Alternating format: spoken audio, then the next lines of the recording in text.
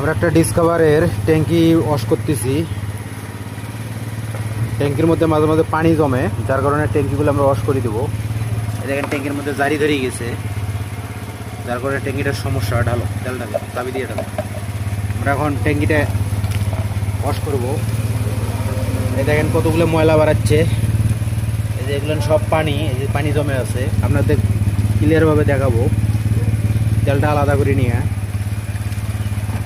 প্রচুর পরিমাণ ট্যাঙ্কিটার মধ্যে পানি, কারণ ট্যাঙ্কিগুলো ওয়াশ না করে দিলে ট্যাঙ্কিগুলো নষ্ট হয়ে যায়। এটা ইয়ে নিয়ে বোতল নিয়ে যা।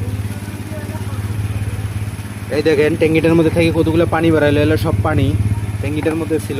এগুলো পানি থাকলে হয় কি, ট্যাঙ্কিটার মধ্যে জারি ধরি ট্যাঙ্কিটা নষ্ট হয়ে যাবে এবং তলাটা সাইড দিয়ে তেল পড়া শুরু হয়ে যাবে।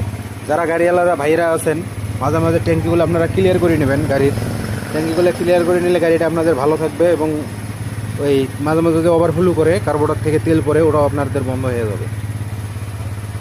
আশা করি সবারই ভালো লাগবে, সবাই ভালোবাসা দেবেন এবং পাশে থাকবেন। সবাইকে অনেক অনেক ধন্যবাদ।